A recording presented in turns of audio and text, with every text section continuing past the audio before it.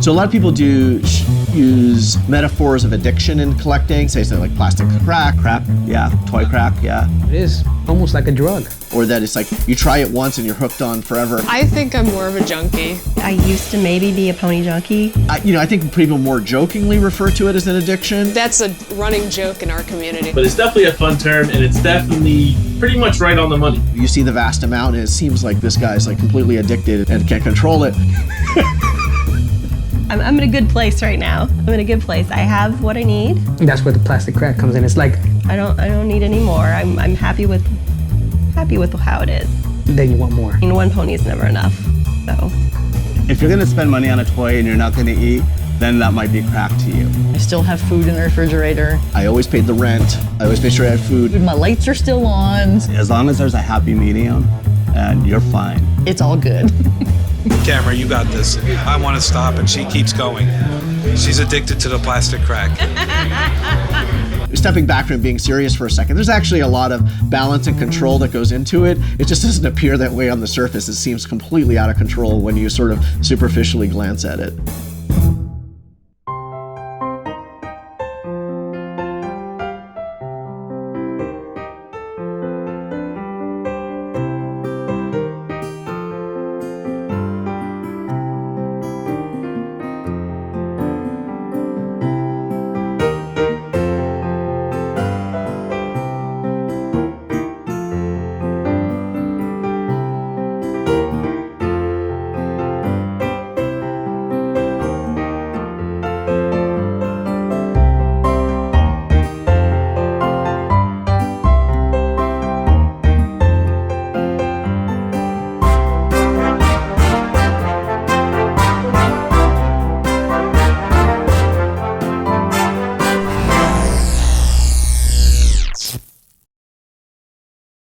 Boba Cabana?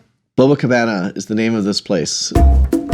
It's obviously a nod to Boba Fett, the bounty hunter that gets introduced in Empire Strikes Back. The name came up with some friends when my wife and I just bought the house, hadn't moved in, but we knew we were going to display a collection, and so we wanted a Star Wars themed name, and a couple friends of ours had already picked Star Wars names for their collections in their homes, and so one of our friends came up with Boba Cabana, and we're like, I like that name, I'm going to use that name, and so that's just stuck since then. And that was about 18 years ago when we came up with it.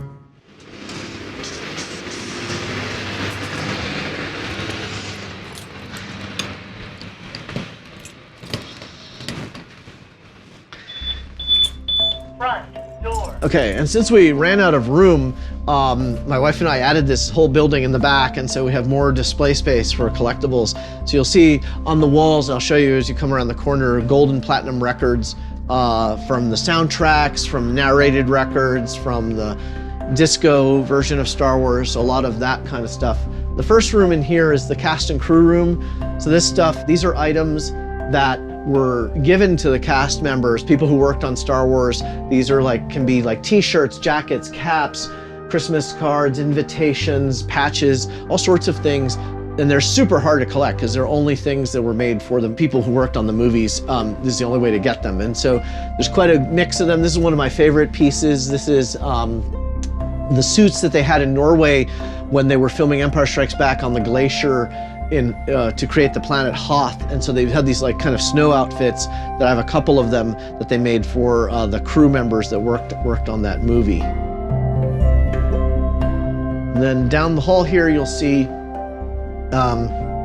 towards here you can see more of these kind of record awards along the wall. Like I have the album ones at this height, and then the single ones. Some posters that I really like. Different international posters, some from Poland and Spain and Mexico and the United States. This matte painting, this was used in Empire Strikes Back. This was the backdrop for the Hoth miniature battle scene with the AT-AT walkers and the snow speeders. And then here you have the one replica. Actually, I don't have most of my collections like original stuff. This is a replica statue of Boba Fett. It's like the one replica I kept because I'm a huge fan of Boba Fett. So I just love this statue that Don Post Studios made years ago. So I left this one replica. My wife puts Stitch on top of it because she loves Lilo and Stitch, so she likes to kind of mix her collecting with my stuff.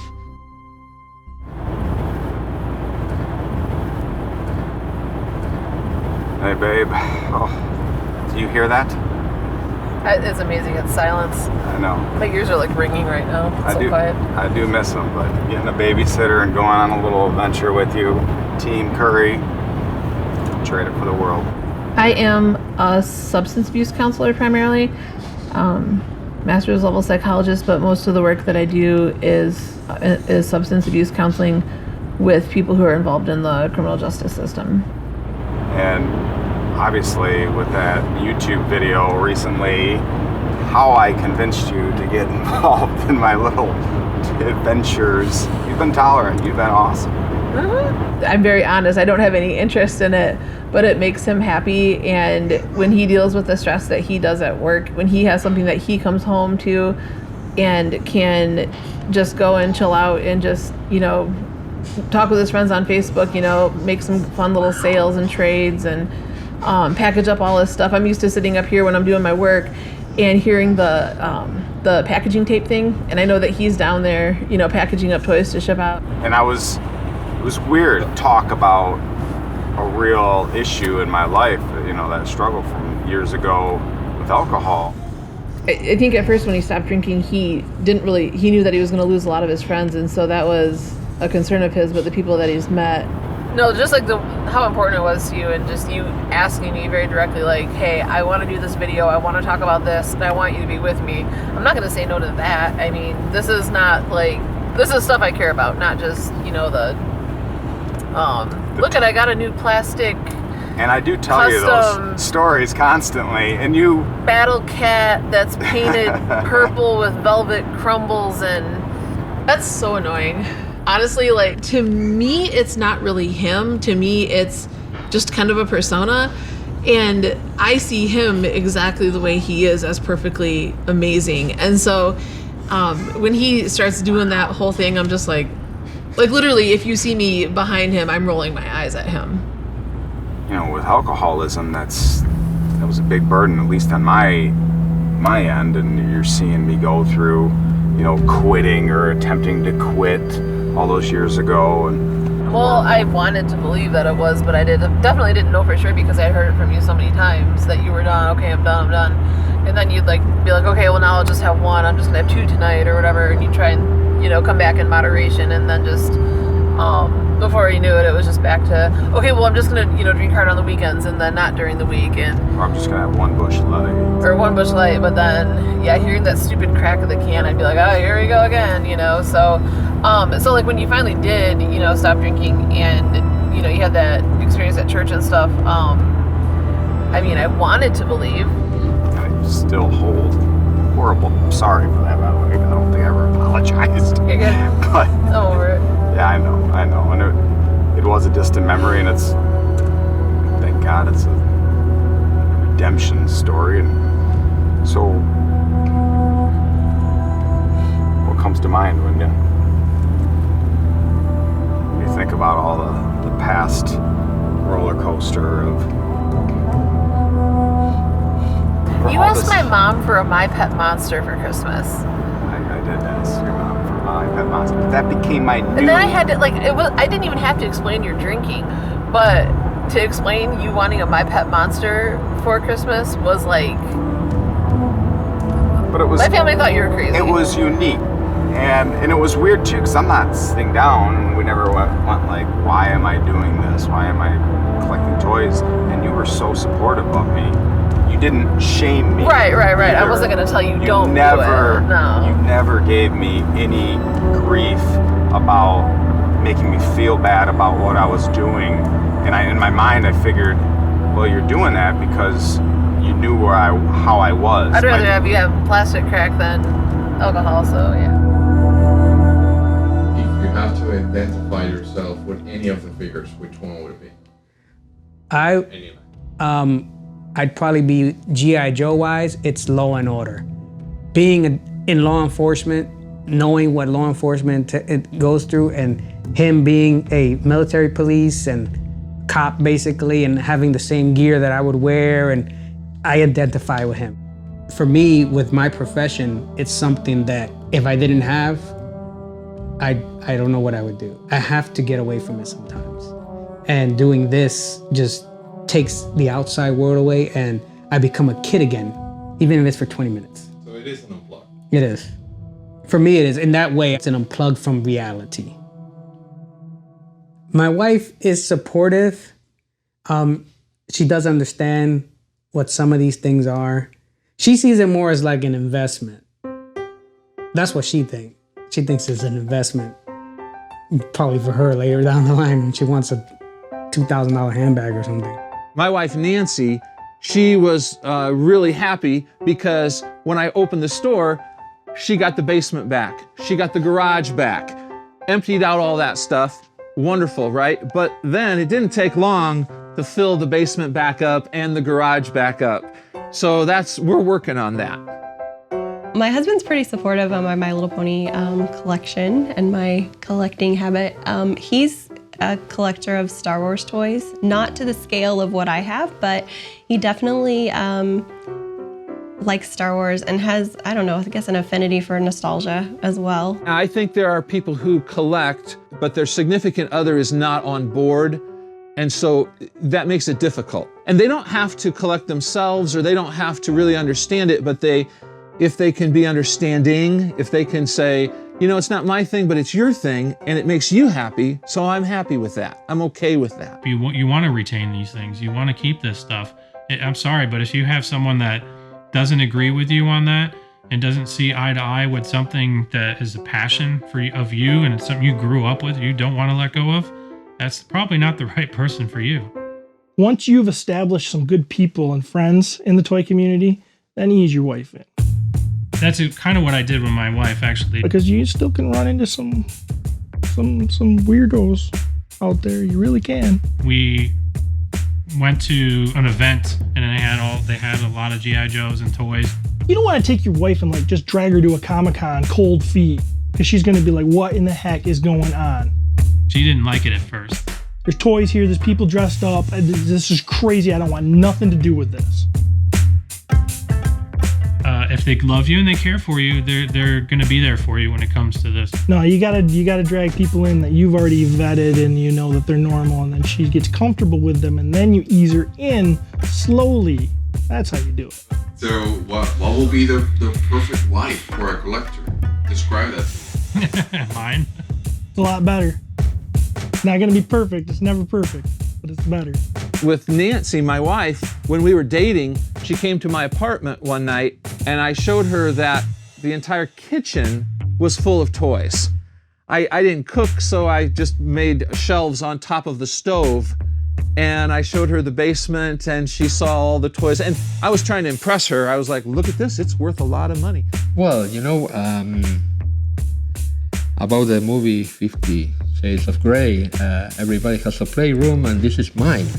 So I enjoy this. It does kind of look like a store, but that's a good way to look at it. I didn't look at it as a store. People have mentioned it as a store.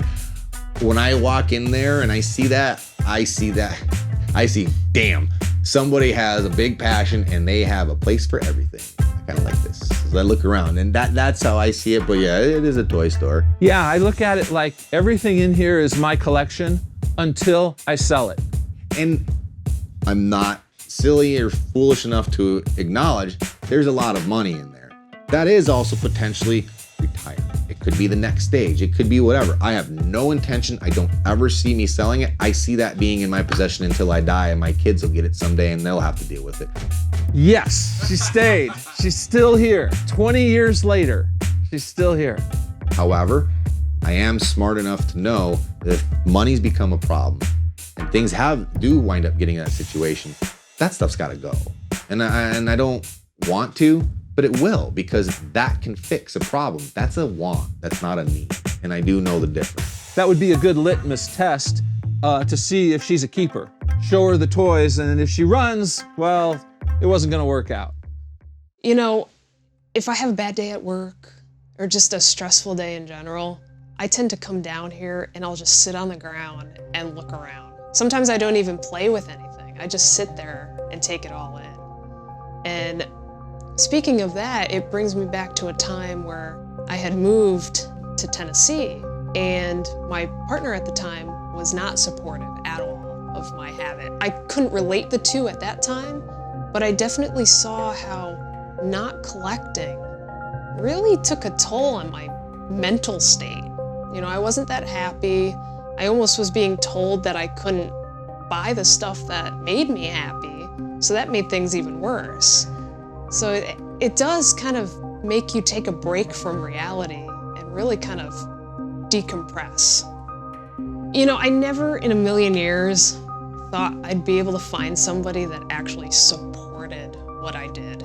I mean, after the experience in Tennessee, I just had this mindset that everybody's like this, and I'm gonna be alone for the rest of my life and miserable and, you know. But my husband, Mark, he'll go out to the store and he'll go down the toy aisle and be like, hey, this doesn't look familiar, do you need this? And he'll send me photos. You know, sometimes I'll just come home and there'll be a box of Transformers sitting on the counter. I mean, having that emotional support really helps.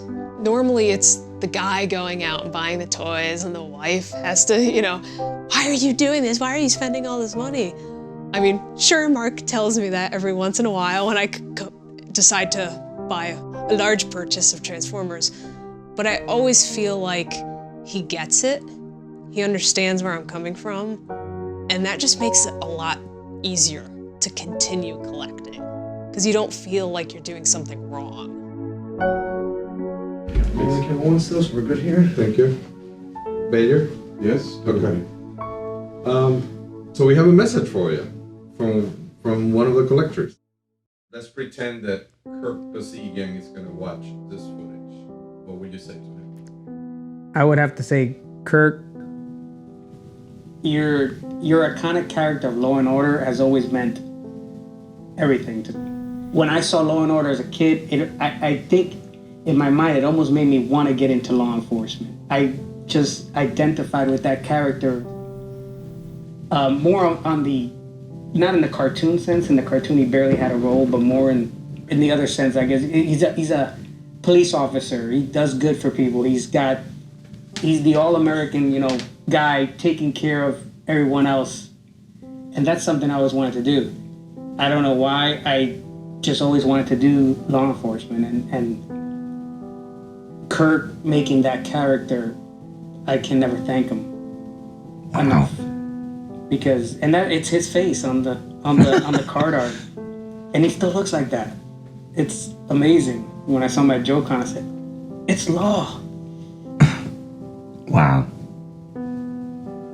That's unbelievable. He's a cop.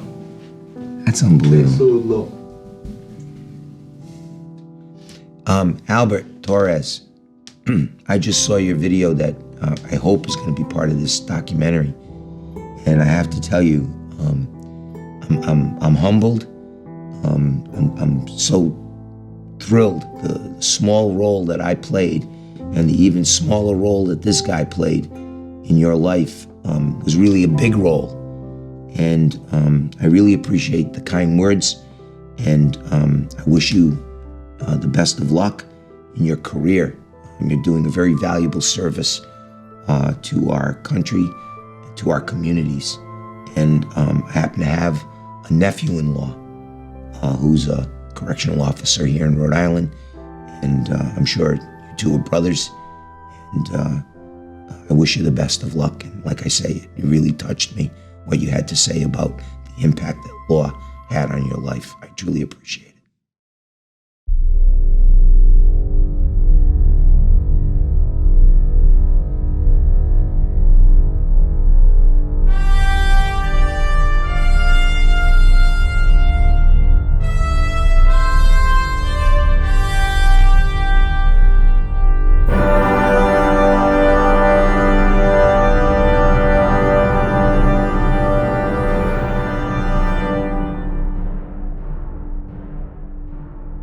Well, my collection is obviously Star Trek, not Star Wars, Star Trek, only the best sci-fi show on TV.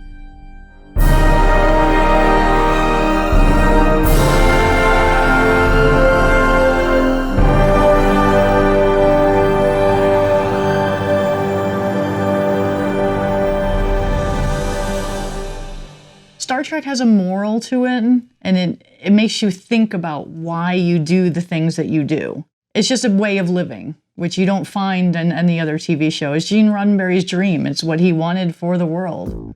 Well, I belong to a fan group for Star Trek, a member of the 1701st Fleet. We go to conventions, we set up fan tables. We also do fundraising for charities. So it just kind of ties in with the whole Star Trek theme of doing good things and being a better human being. But my son, because my son's in the Army, so it's very regimented and he thinks I'm insane. He's like, Mom, you're such a nerd. I'm like, yeah, and? I'm like, you're part of me, so therefore you're a nerd too. My daughter, of course, is okay with it because she's kind of in the world with me. She does the cosplay with me. She has her own collection of her own stuff, not nearly to the degree that I have, but if she had the space, she would.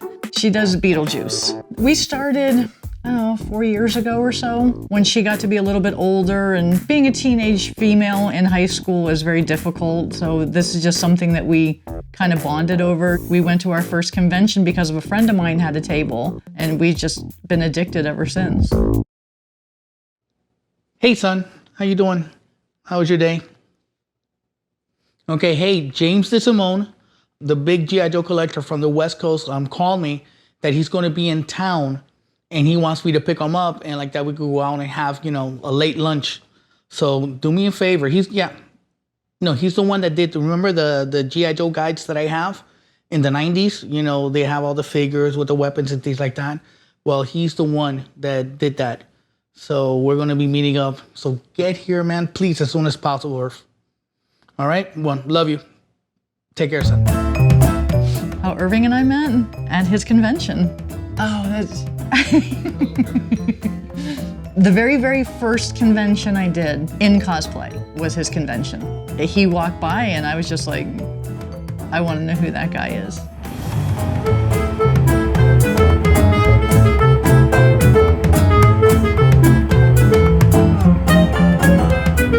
Hurry up! I'm in between two sweaty guys. You know what I mean? I'm over here with my buddy James Simone.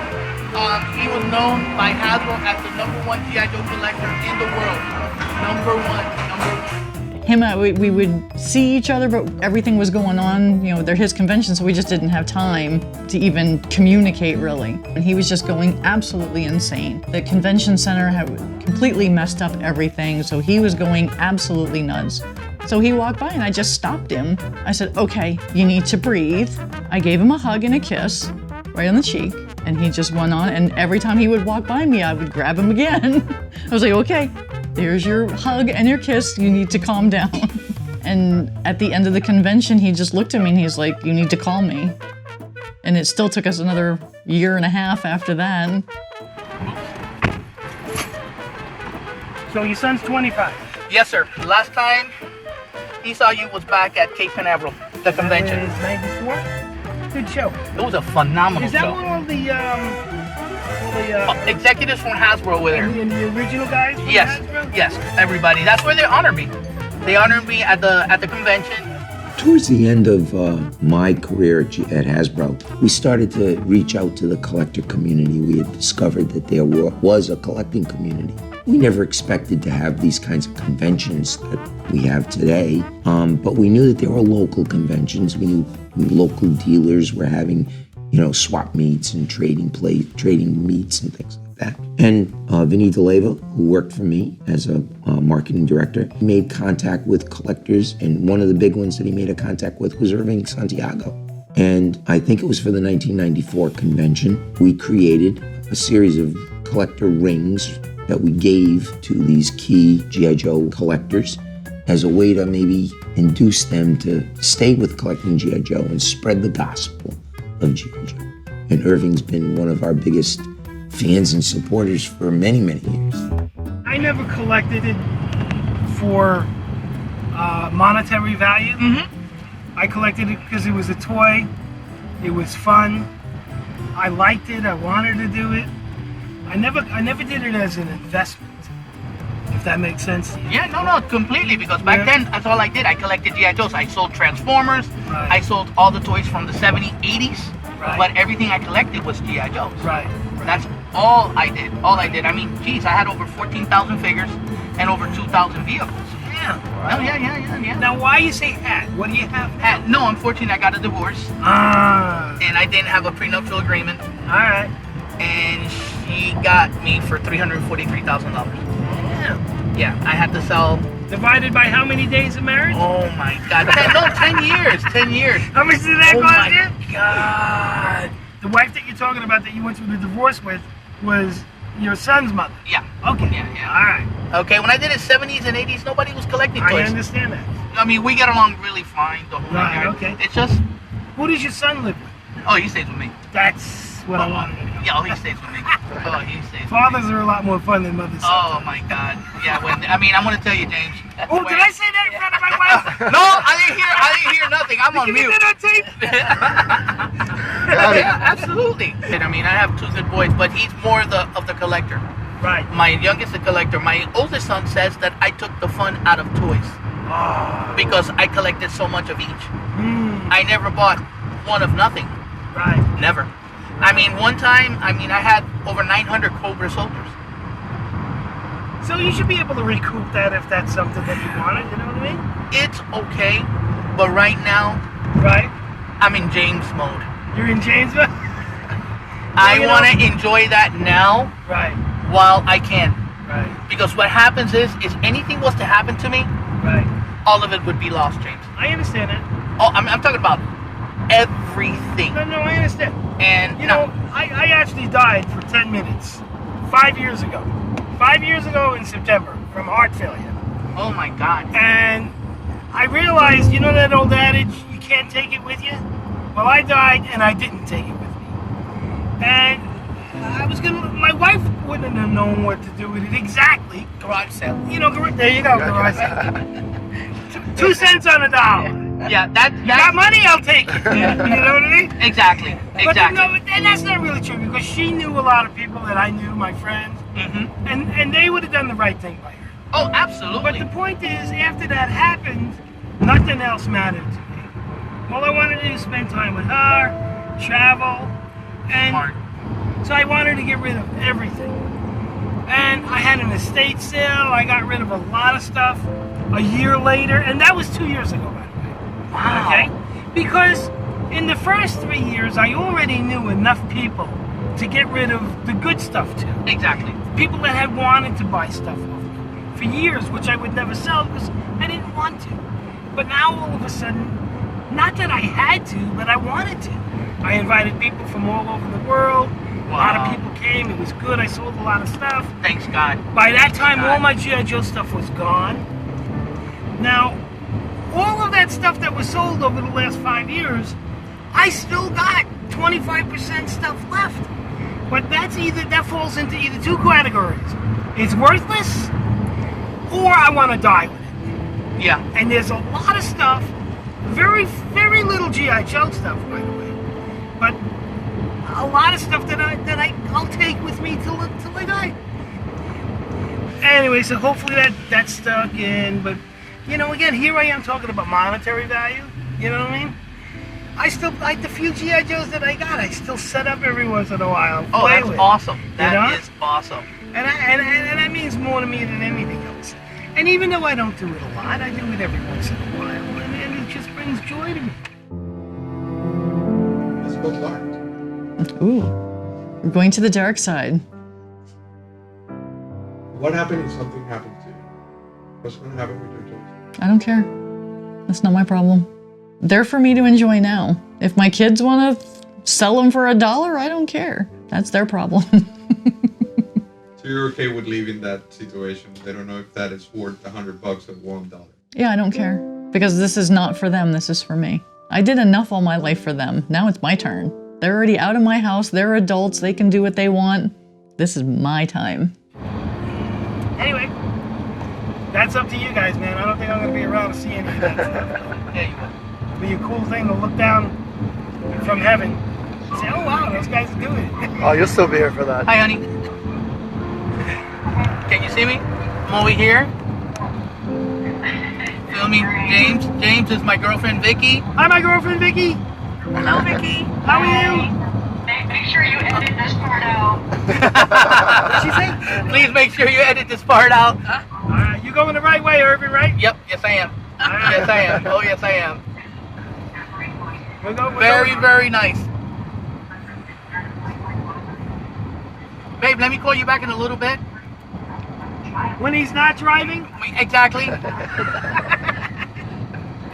All right. I love you. Yeah. We enabled each other. What's that? We enabled each other. Right. Yeah. I understand. I mean, big time. And we are no help when we're together. We'll start going to stores. Oh, look at this. Oh, it's on sale. Grab it. Yes, sir. But I'm definitely in your footsteps. I really am. Don't humble me, right? Yeah. Oh, I am. I'm serious. I need to get rid of a lot of my stuff. I want to enjoy it while I'm alive. I really do. I really do. That I understand. Because I'm scared to death. If anything happens, what is my family going to do? I understand. You know? My mom was, telling me today, she goes, Irving, you need to take care of yourself, whatever. Because if anything happens, what are we going to do? We don't know what to do with this. I understand. Yeah. James, right in front of that car? Look what came out of my pocket, bro. Look at that, it's G.I. Joe. Look what came out of my pocket. A stowaway. A stowaway. A stowaway. I may deep down say, I want my house to be non-toy. That's why it was so difficult to move my toys out to here, to the public space, because there is that, not that fear, not that shame, but when you're a toy collector, you're not an adult. The normal people don't look at you like you're an adult. So if you keep your collection hidden in the room so the neighbors don't see you, the Joneses don't know, then you can become society-based. Whereas a toy collector is not. They're kind of an offshoot. They're their own little world, which some people think is a bad thing. They think I'm a little off.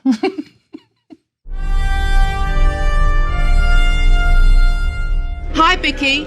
So, if you're getting any hard times from the male chauvinists who have an objection to you collecting Star Trek memorabilia, I would suggest you tell them to go jump in the lake, because that's ridiculous, and we're supposed to be living in an equal society. So just give them the finger and move on, my darling.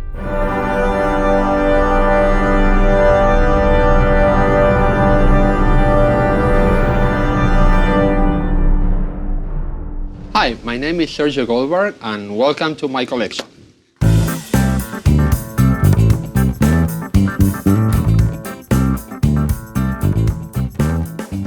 Okay, my collection is divided in different chapters regarding the theme and regarding the scale.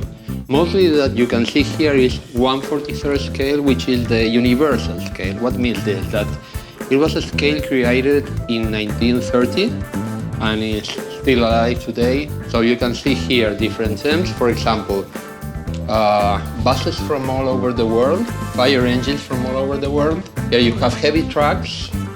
Here more buses, American buses like the Greyhound, etc., tramways also. And then you have movie cars, TV and movie cars there, Pope cars, presidential cars, historic cars, American cars of the 50s, 60s, Japanese cars, Argentine cars from the 50s and 60s. Here are the trucks and the transport for the Formula One cars. And in this section you find sport cars with each truck transport, but from the 70s and 60s. Finally, you can have here pace cars from the Indianapolis 500. And here in the bottom you will see police cars from Europe, and then police cars from the United States, the supercars from the 70s, 90s, up to the 90s. And in this section, you will find the history, the complete history of the Formula One.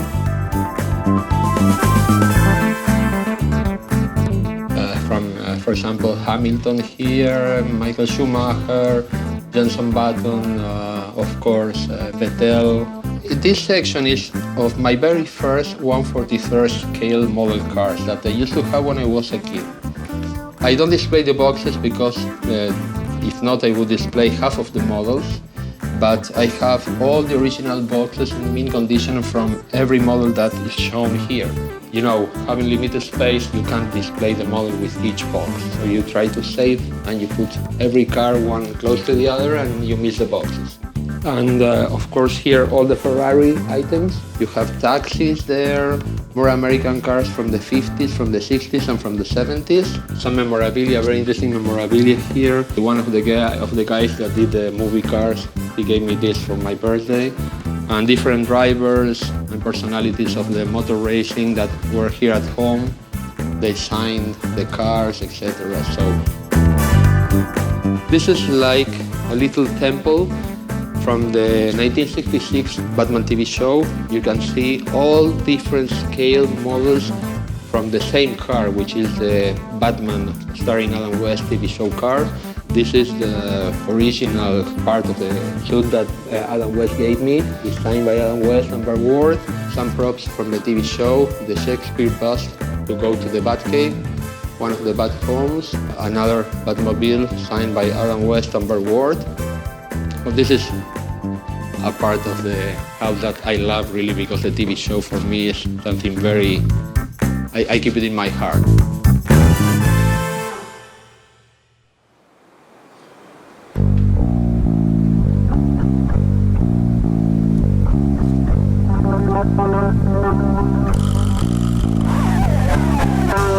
Welcome to the My Wife is Going to Kill Me podcast. The podcast where me and my friends talk about the number one thing that makes our wives want to kill us. Toy collecting. Welcome back, everybody, to episode 93 of the My Wife is Going to Kill Me podcast. I'm your host, Steve Bisciotti, and we are back once again. The whole gang's here, including Travis Bowles. How you doing, Trav? Wonderful. And also with us today, as always, Pete McCarthy. How you doing, Pete? I'm doing great, Steve. Thanks for asking. Thanks for coming. You're welcome.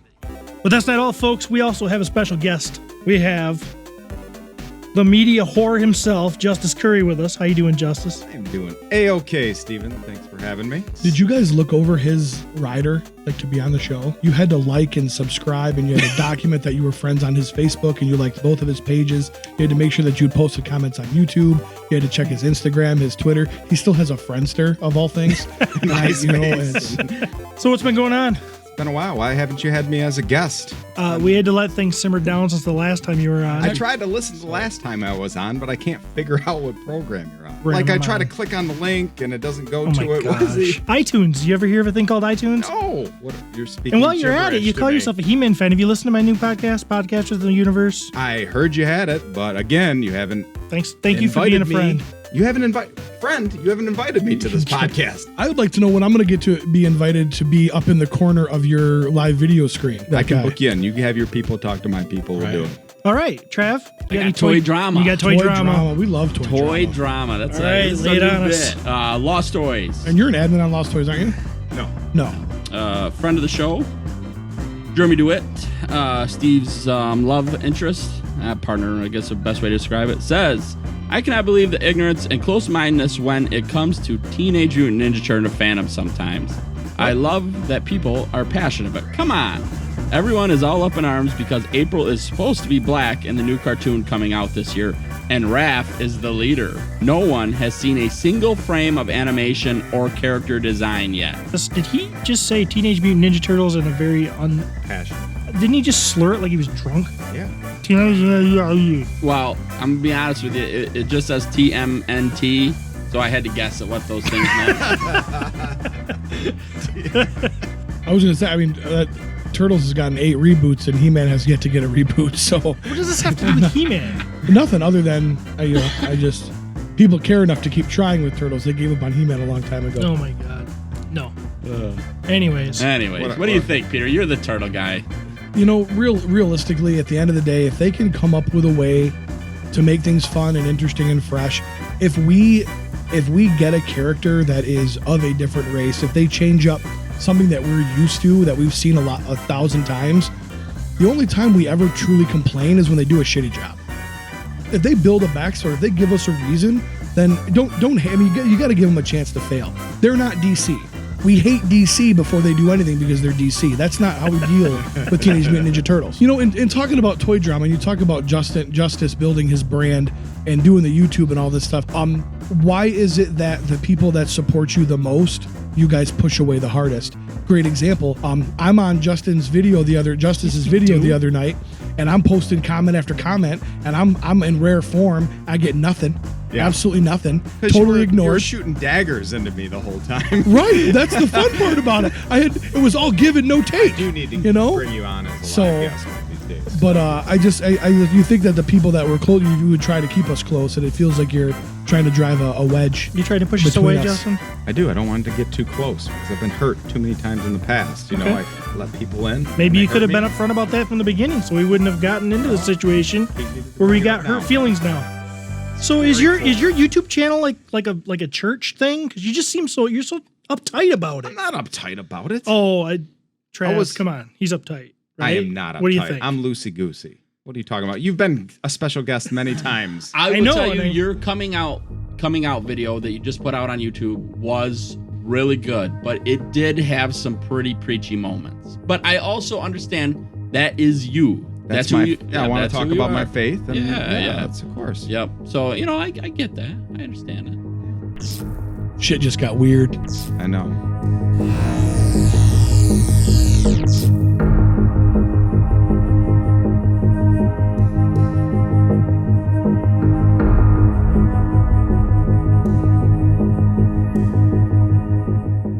So, what I would say to other collectors that collect Ninja Turtles, maybe I heard this one, Pete, that might have a hard time. Well, why is Cabbage Patch Kids with Ninja Turtles? Why not?